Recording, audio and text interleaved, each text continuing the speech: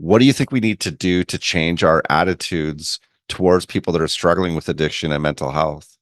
First thing that comes to mind is sit down and have a conversation with them. So what would we discover if we did that? They would discover the person's story. Yeah. They would discover the person inside that body. They would discover the person is a father, a son, a daughter, a brother, a sister, whatever, the same as we are. Welcome to Safe Space Made Simple, a practical podcast that guides clinical leaders and healthcare managers to create trust and support with their teams. I'm your host, Trace Hobson.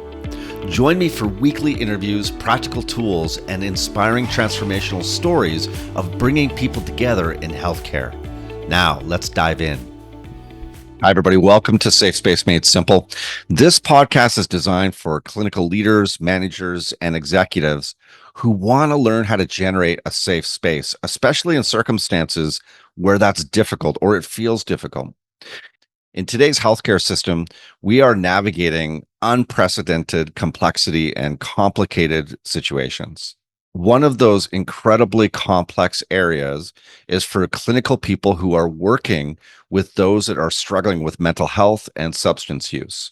Vancouver, British Columbia has some of the most challenging areas to deal with when it comes to substance use and mental health. Whether you're working on the downtown east side and in the tent cities that have set up, or if you're in some of the communities outside of Vancouver, like Surrey or Maple Ridge, Chilliwack, Abbotsford, these communities are all dealing with the very complex issue of human beings that have mental health issues as well as substance use issues that are living unhoused in the streets of their communities, which is why I'm so excited to have my guest today, Brian McGrath, who is a specialist in this area and has worked in the field for many years. He also teaches recovery coaching to clinical professionals who are trying to navigate this incredibly complicated issue. In today's conversation, Brian shares his perspectives on harm reduction, how to navigate this really challenging area, and what people that are working in this field can do to take care of themselves and to take care of the people that they're trying to serve. I think you're going to really enjoy today's interview. So without further ado, let's get into the show. Brian McGrath, my friend. So I'm so glad that you're here to talk to us today on the podcast. I want to welcome you here. And I think it would be cool for people to hear, first of all, what kind of work do you do in the world and why do you love it? Right. Well, thanks for having me, Trace. It's going to be fun. I'm a recovery coach. I've been in the field for 15, 20 years now, something like that. I was and still am an addiction counselor, but I also do recovery coaching and I train recovery coaches across Canada.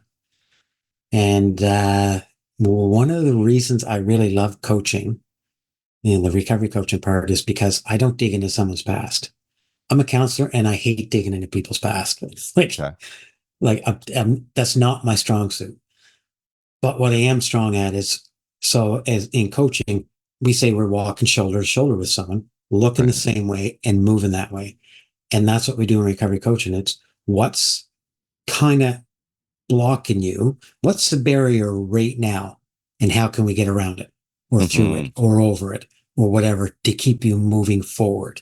Because in counseling, I know a lot of when I took a lot of the training was, find out what's going on. Then we dig right in and it's all past stuff. Right. And yeah, I know in early recovery, I can't remember where I seen the statistic at, but they say it's probably better when someone's around 3 to 5 years sober, clean, whatever you want to call it, in recovery. So they have some coping skills before you start hitting some triggers. So it's trauma informed, kind of, is teach them coping skills, then start digging into stuff.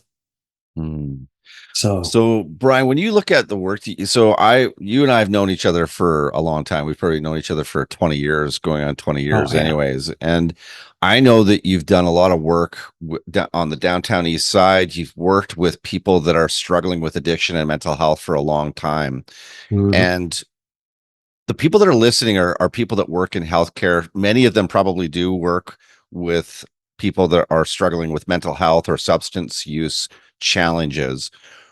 Share what you think recovery coaching has to offer to those folks that are working with people on the front lines and to those that they're working with. As soon as you said that, the first thing that came to my mind is empowerment. We get to empower the people we're working with so they can get their self-efficacy, so they can move forward. It's not about what I think is right for them.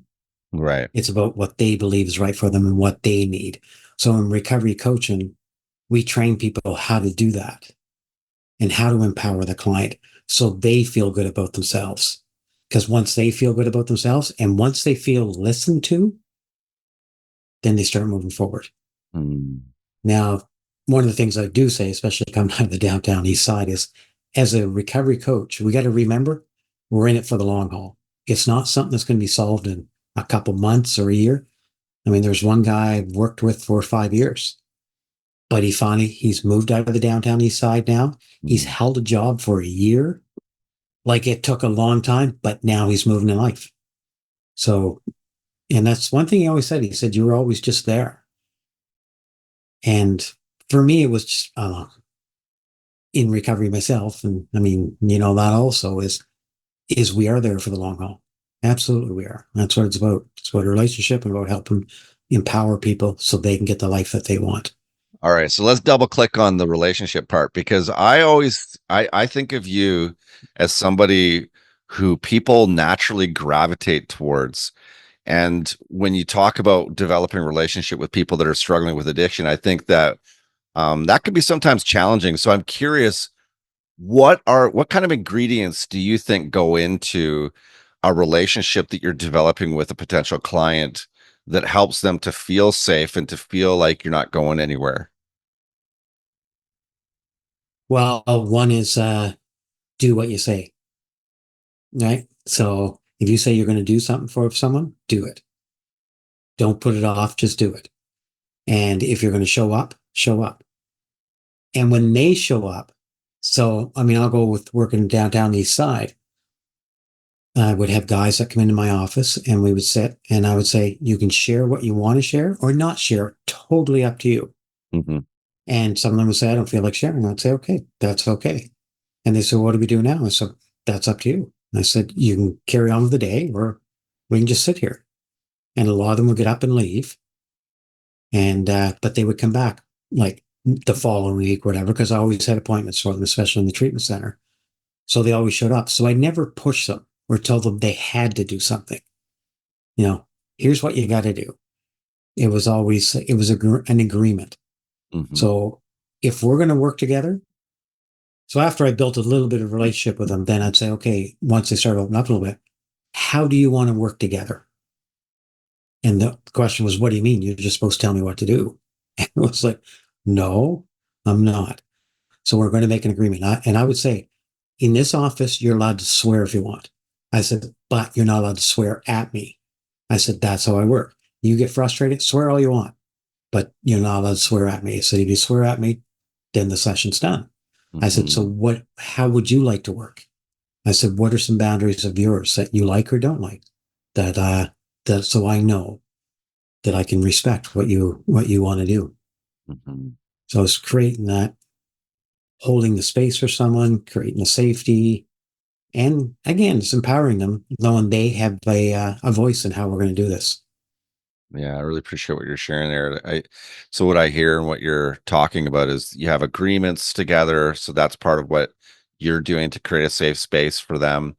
You're holding the space, which is an interesting idea. I'd like to know what you mean by that. Like when you say holding the space, what is it that you're doing there to hold the space for that person?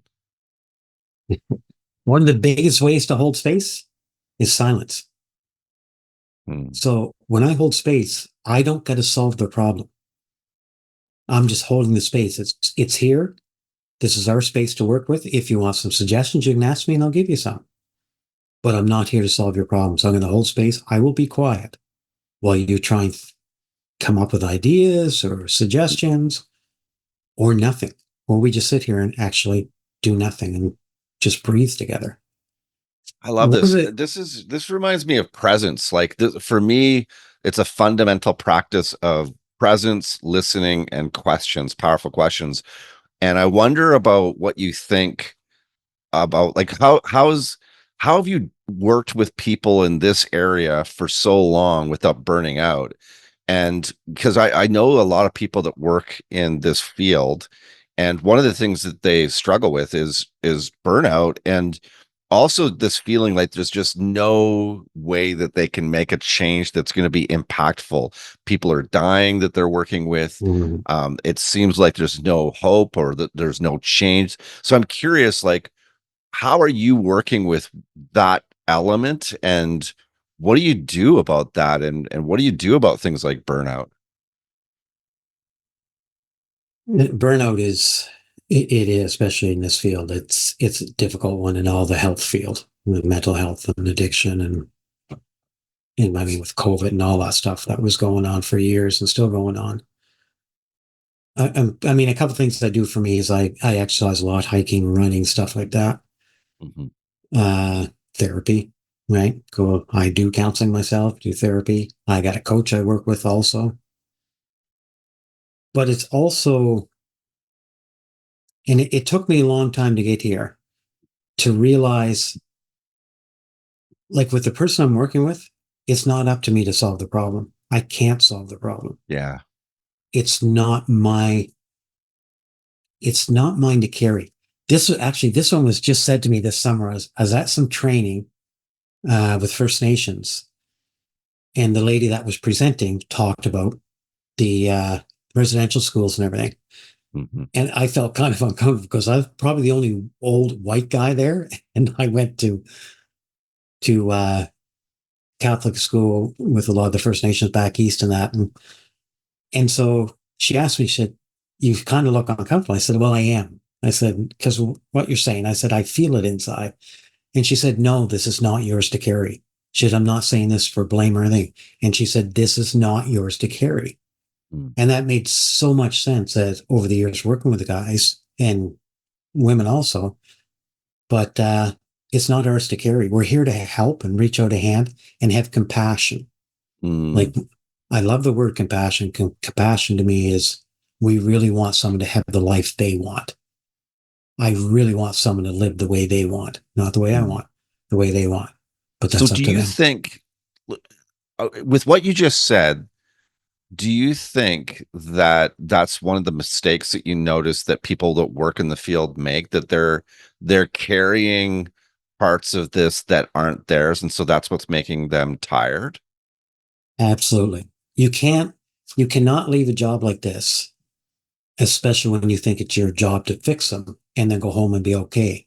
Mm. Because now you're thinking, especially if you had a bad day and someone in this day and age right now, if someone dies and you think that's my fault, Mhm. right? I didn't work hard enough. I didn't do this for them. I didn't do that for them.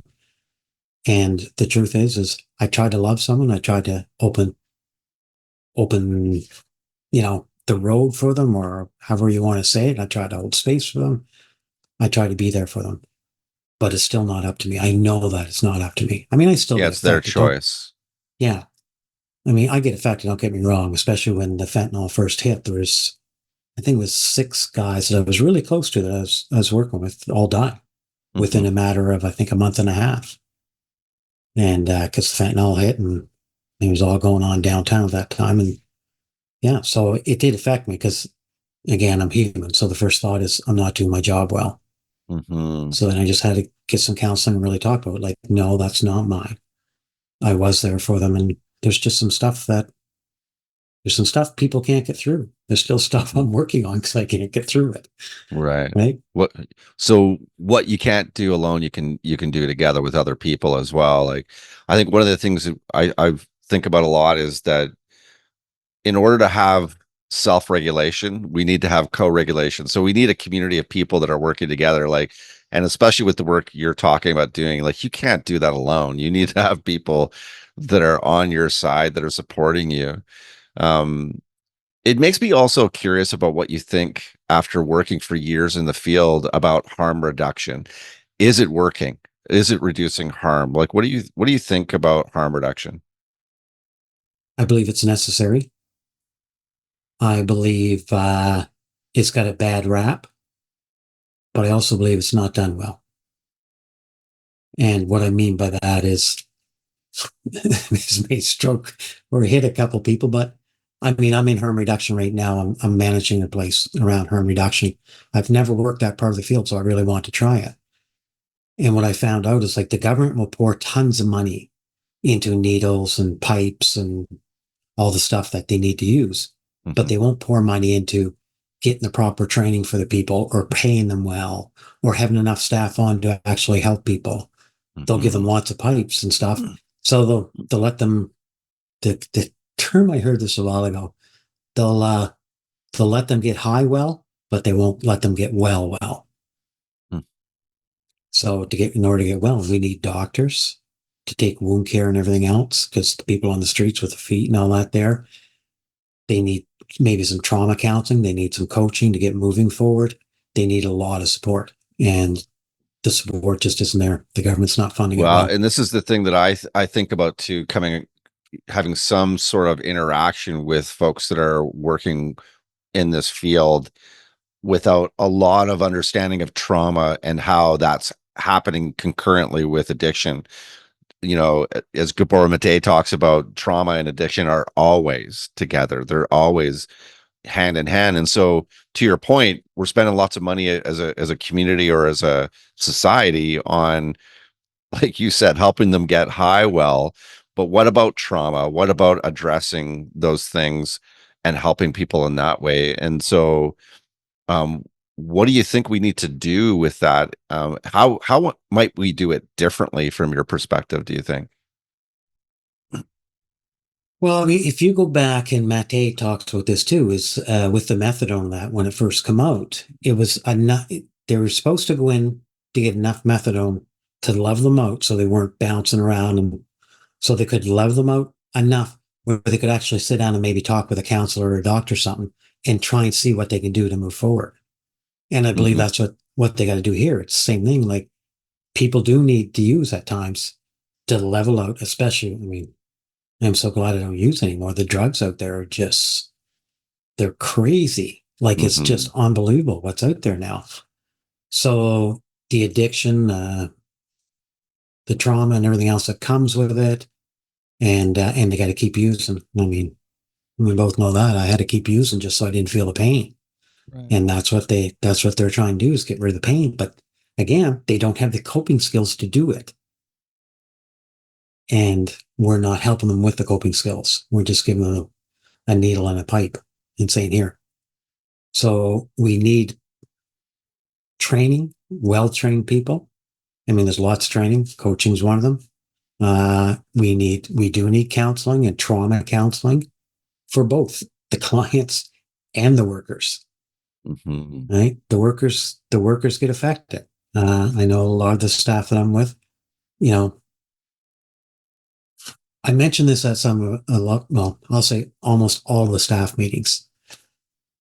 Because when I first went to work there, I ran out and done a couple of ODs with them, and, you know, doing the CPR and bring them back to life, and the naloxone and all that there. And then we'd walk back to our center, and people would just kind of carry on. And when I first started there, I said, would you guys like to sit down and talk or go for a walk around the block? Oh, no, it's okay. That's just part of the job. And it kind of took me back. And still affects me. And I'll say it's gone down lately, but I know last year in the organization I was in, I think it was 140 some ODs they done that year. Like, that affects someone. You go in and someone's blue, and then all of a sudden you bring them back to life. Like, and then you get out and dust yourself off and go back to work. Like, and the government doesn't. Yeah, it is the government. The government just pours money in without the proper resources for both the people working in the industry and the clients that need it.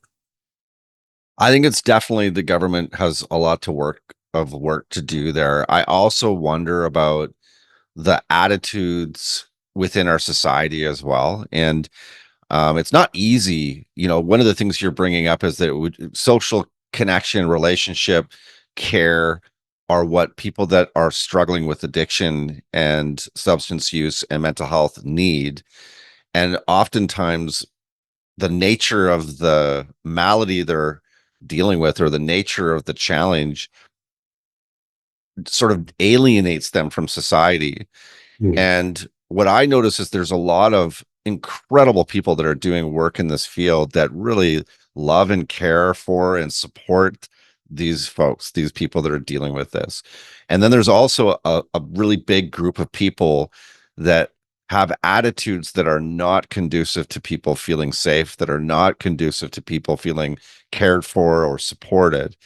And that is a human part of this too. And I don't mean to bring that up to judge anybody, because I could be on that list at times, when I'm Mhm. walking down the street and I'm coming close to somebody who I might feel afraid of, or I might have, thoughts of judgment around. And I don't think we change this without changing our attitudes. And so I'm wondering, what do you think we need to do to change our attitudes towards people that are struggling with addiction and mental health? First thing that comes to mind is sit down and have a conversation with them. So what would we discover if we did that, Brian? Because you've done that. Maybe some people listening have not done that. So what would they discover if they did that? They would discover the person's story. They Yeah. would discover the person inside that body, right? They would discover the person is a father, a son, a daughter, a brother, a sister, whatever, the same as we are. So if you would listen to the stories, and I mean, I listen to a lot of stories, and there's some pretty horrific stories out there what happened to people. Hmm. And I got to say, for myself, it's like I understand why some use because of the pain, and the only way to get rid of the pain is to use. Because again, society, and just like you say, I'm there at times too. It all depends on how spiritually fit I am when I go into work, where I can be real nice guy, or I can be an absolute jerk because I'm not having a good day. So Hmm. you're right, Trace. We all do it, and there's different extents we do it to. But if people learn to, yeah, actually just maybe sit down and have a coffee. Say, hey, would you like coffee? We sit down and have a chat. I know years ago, long before I ever got into this field as a carpenter, I was doing high rises downtown. And it's when I first got into recovery, I might have been a year or two. And I drive down, and there's this one guy just underneath the SkyTrain on the boulevard there. And every day I would stop and at first I just gave him a couple of bucks here and there. And he was an older guy. And then I started slowing down, and I'd make lunch the night before and I'd make him a sandwich. And I'd give him a sandwich every day. Like as I pulled up, I gave him a sandwich, maybe a couple bucks too to go with it. And one day, and if I didn't get the light, I'd pull up on the boulevard so the cars could get by me until he could come to me and I give it. And one day he showed up out of a magazine. He cut this gold heart out of it. And that's what he said to me.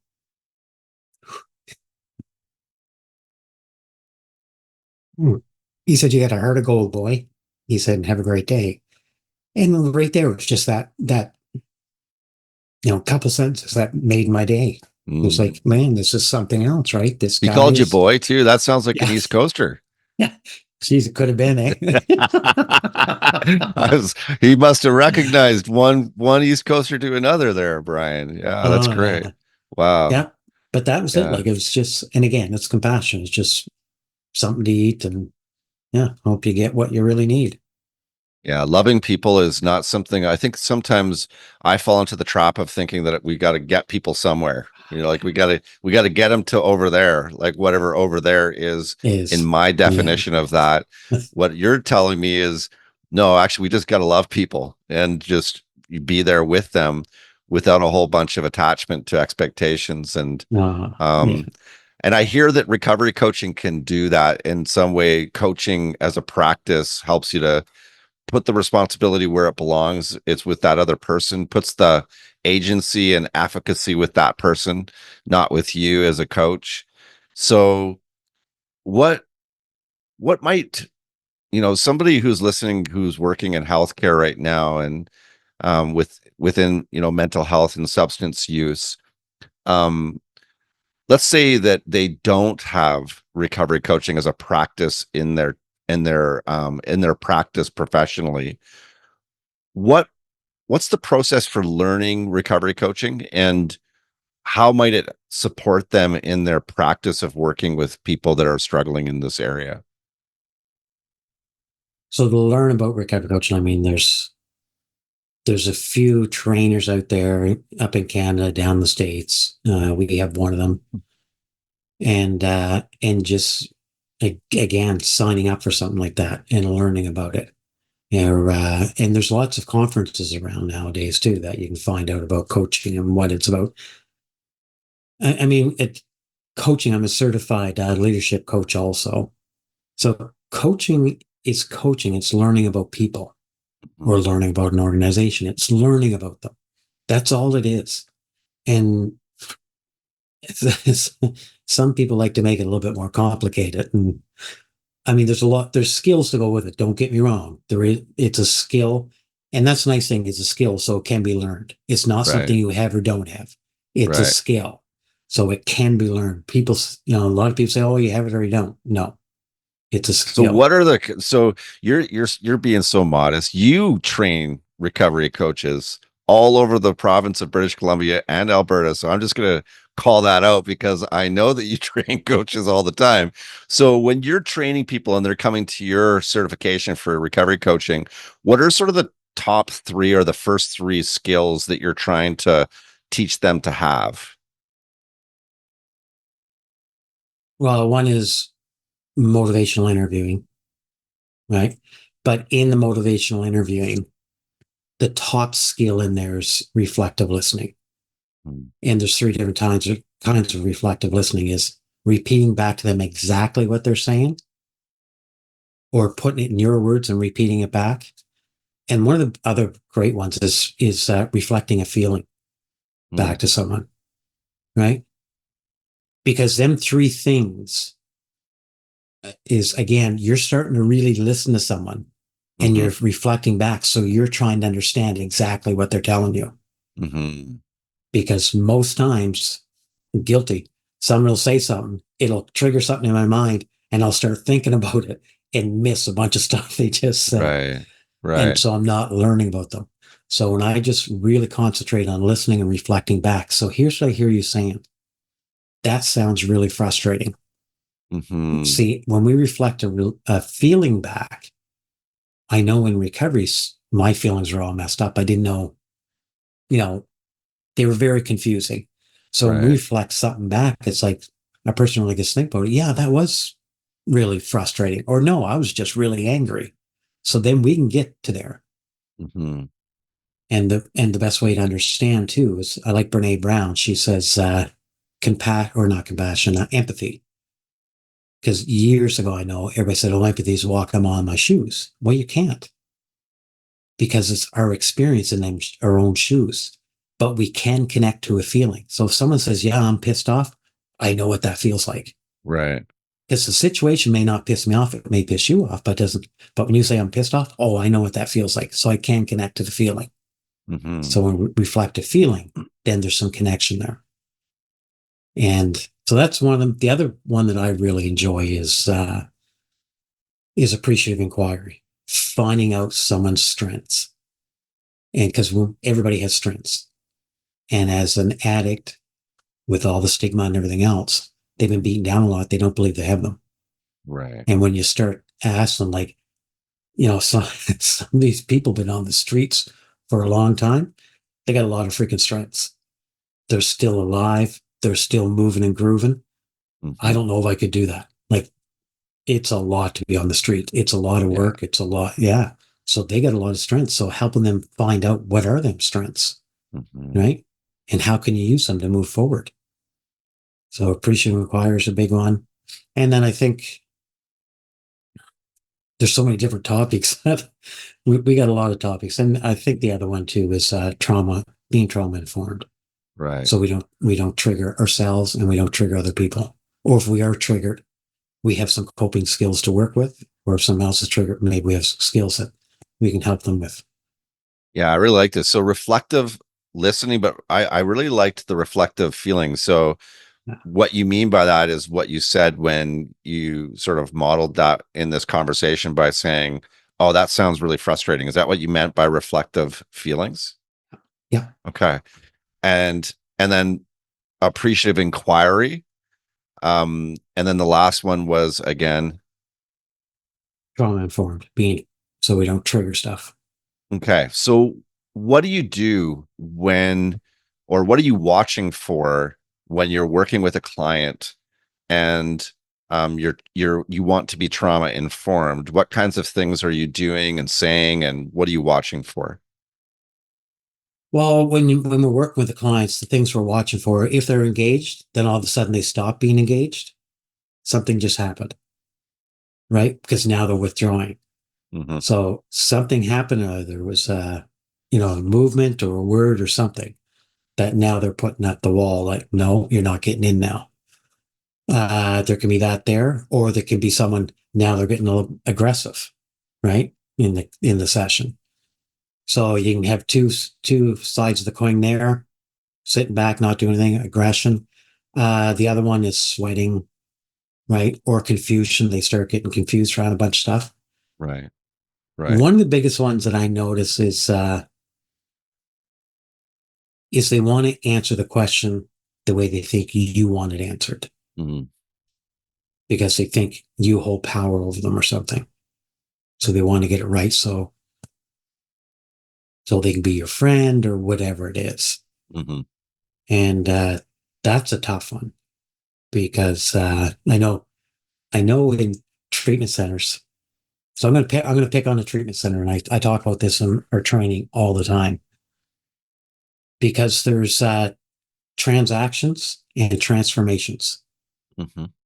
And so people come into a treatment center, and I worked in them, so I know if they go to class, if they do their chore, if they follow the rules, they'll get a roof over their head, they'll get food in their belly, and they'll have a warm place to sleep and stuff like that. That's a transaction. So they come in. If I do A, B, and C, I'm going to have a good place to sleep, especially in the wintertime when it's cold and wet outside in Vancouver. What we're looking for is a transformation. That's on the inside. And that's what coaching's about is what do you need to transform? Don't worry about all these other rules and things to get the transaction. What do you need to transform? What is it you need to change the inside so you're okay? Mm-hmm. And that's I talk a lot about that in the coaching is because that's what we're trying to do. We're looking for the transformation in people. We're not looking for the transactions. Hey, just a quick pause to today's podcast. Are you having a challenge as a clinical leader with one or more individuals who you find activate you on your team? Or maybe you're noticing that oftentimes you want to be able to communicate with people, but in the heat of the moment, it's difficult for you because you're having a difficult time regulating yourself. Well, I totally understand this. This has been some of the biggest challenges in my life as a leader and as a human being. And so I created a free resource for clinical leaders, nurse educators, and healthcare executives called the Relationship Regulator. It's a mini course that will show you step by step a framework that may serve you very powerfully in this area. So if you want to download the Relationship Regulator for free, click in the show notes and you'll find that resource for you today. Now, back to the show. When you think about approaching your practice as a recovery coach and somebody who's a professional in the field working with within a harm reduction model, where do 12-step programs fit into your perspective as you're working with clients? They don't. Well, that's an easy. So check that. Okay. Because what it is I don't think about 12-step, or I don't think about, going to church or going to a support group or I don't think about any of that. I just ask the client, like, what's it you would like to do? Mm-hmm. Right. And when they start talking, if they bring up 12-step, oh, do you know what 12-step is? Do you know the different styles of groups? Then I can help inform them so they can make an informed decision. Right. So I don't talk 12 step or anything when I'm coaching Okay. unless they ask. But what if they don't even know to ask? Because my assumption, and maybe this is my ignorance, my bias, is that if somebody's addicted to drugs and they're living on the street and they've got a mental health issue, they may not have the capacity to ask the right questions. They may not have the information. So how do you not offer something or resources in that situation? Well, again, you can, but there's ways to do that. So one way is, if you're talking, you say, so what is it you're looking for? And they bring up, may I like to get recovery? Okay, could you expand on that for me? What does recovery look like to you? Okay. And and then so you keep asking questions just so you understand where they're at. And Sure. I've done it before and said, and where they might have brought up, I'm thinking of this, or think I'm going to church, and I'd say, well, I have some experience around it. I've been in recovery myself. Would you like to hear some of my experiences? Hmm. And so then they would say yes. I'd say, okay, well, I've gone to 12-step groups. I'm kind of an NA guy, I would say. And here's my experience. And here's what the 12 steps are about. Here's what kind of some meetings are about. And then at the end of it, I would say, does any of that connect with you? Yeah. So what I And see, if, what I hear, what you're sharing is like you're constantly making it person centered and strengths based for that person to make the choice. yeah, And you might put some nuggets out there, some breadcrumbs, but it's for them to just choose themselves. And then from there, you're giving them information. So that's, yeah, that's cool. I like that. That's great. oh, it's funny you talk about 12 steps. I had a phone call on my way home from work yesterday. A guy called me from Toronto, and he wants to take the course. And one of the first things he said is, do I got to go to them 12-step meetings in order to be a recovery coach? He said, because I hate them effing things. I said, no, you don't. It's a cult. Yeah. Yeah. That's Yeah. funny. Some people love them, some people don't. So, Right. yeah. Yeah. So there's a sense of openness. You got to be open to whatever path somebody might be open to taking. Yeah. And that's where harm reduction comes in, because years ago I struggled with harm reduction, being Mhm. again a 12-step guy and all that, right? But then once I get in and start really learning about it, and there's some parts to it I may not agree with, but if someone wants to try it, that's up to them. It's not up to me. And I need to be open to someone wanting to try their way. Because Right. I mean, if someone wants to do recovery my way, okay, you got to get up at 5 in the morning, you got to be at the gym, or you got to be out running, and you got to do this and that. And people look at me and say, That's a you're bridge freaking too crazy. far. Yeah. Right. Yeah. But Yeah. that's Not my only that, recovery. but it's also connected to what you're saying earlier about responsibility, because as soon as I'm directing traffic Yeah. for that person, now I've taken inappropriate responsibility for their life rather Yeah. than them being the one that makes the choice. So I see the wisdom of it. And but it's not easy though, because No. I think it's easy to kind of look at other people and say, well, here's what you should do. But that's not empowering and that's not coaching, right? Well, I had a meeting with WCB the other day, and because I got to do this violence assessment thing we got to do for where we're working at. And so they needed me to expand on some more stuff. And she said, there's some real bad stuff that happens over there. I said, yeah, some days there is. I said, that's the nature of the business, kind of, and what we're involved in. And she said, people get affected. I said, yeah, people get burnt out, and, they get overstimulated and all the rest of it. I said, there's a lot of stuff that goes on.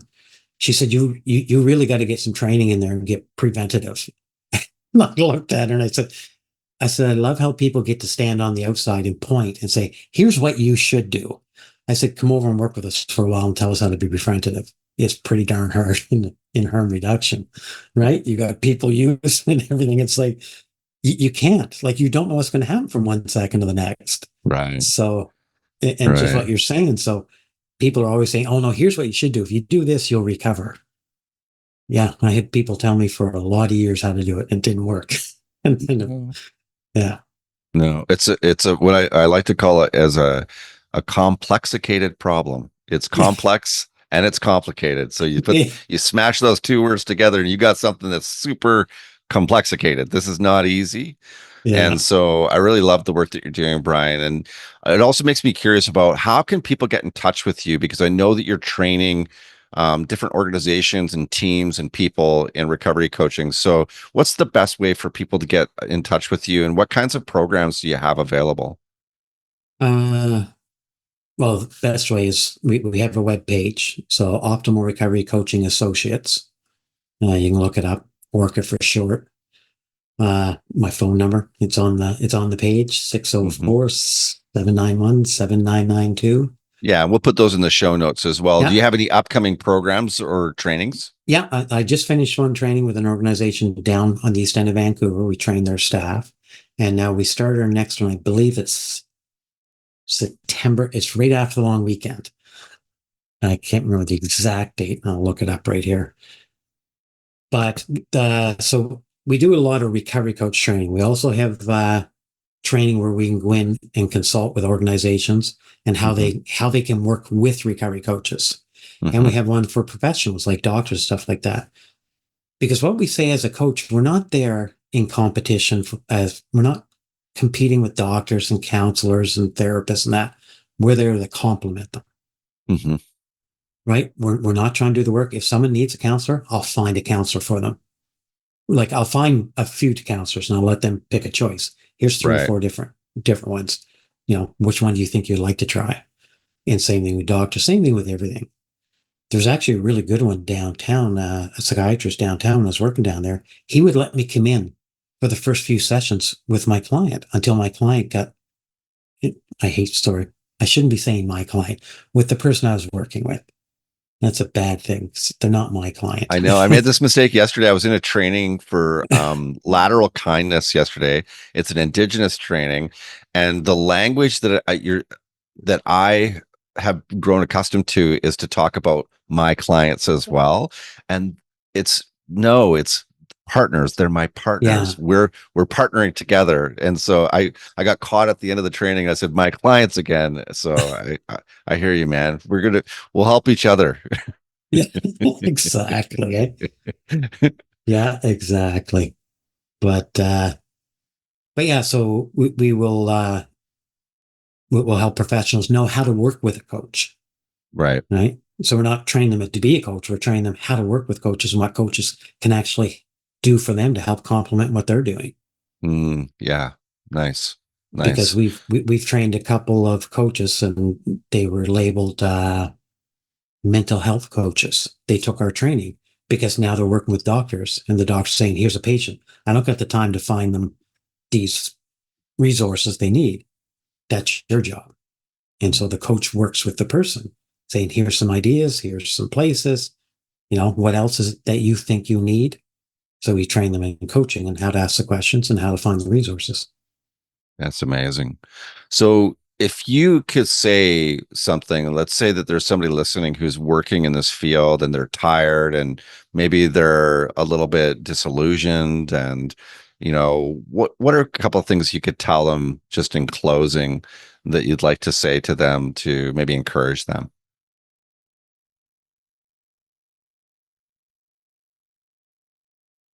So it's just, I understand what you're asking. So them as a professional on how to work with a client. Well, let's say that there's professionals listening to this that are working with clients and maybe they're a bit tired. They're on the verge of maybe feeling a little burned out and also a little bit, sort of discouraged because the system sometimes doesn't seem to be helping at the speed that we'd like it to. So what are a couple of things you could say to them that would be encouraging? One is the people you're working with need you. Be honest with them when you're not doing well. Because that's one big thing is we don't need to put on a show for people saying, oh yeah, we're doing well. We got to let them know we struggle also. Right. We're all on the same playing field. Two is make sure you have some good supports, some good people that understand your feelings, that are willing just to listen and not try to fix you. I hate when people try to fix me. when I just want to talk. Right. So find some people that will just listen to you. Yeah. And the biggest ones, use your mental health days. If you've got insurance where you work at, take vacations, do your 2 and 3 weeks in stretch, not a day here and a day there.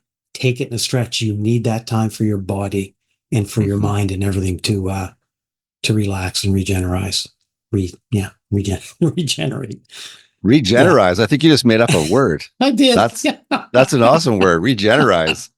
I'm going to be regenerate. I'm going to the Hawaii in a couple of weeks, so I'm looking forward to that holiday too. That's really good advice, man. Thank you so much for sharing that. And I really like the part where we get to be human beings and we're all human beings together on an equal footing. So I have a bad day, just like if I'm working with somebody who might be unhoused or struggling with addiction or mental health.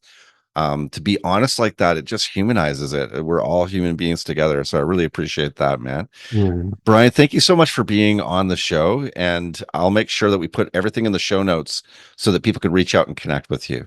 Awesome. Thanks, bud. Appreciate this. Yeah, it was great to be with you. It was fun. All right. Thank you so much for listening to the show today, for watching it. If you watch it on YouTube, Brian McGrath's information is down below. So if you're interested in having Brian's company come and train your people, train you in recovery coaching, or consult your organization, click the links down below and reach out to Brian and connect with him. Thank you again for supporting this podcast and listening. And please share and subscribe to the show. And as you leave here and go into your work, remember to be a safe space. Thank you again for getting to the end of this podcast. And if you enjoyed this and you found that there was value in it for you, my invitation is for you to subscribe for future episodes that come out weekly on Tuesdays. Thank you again, and I'm looking forward to being with you next time. Now remember to be a safe space.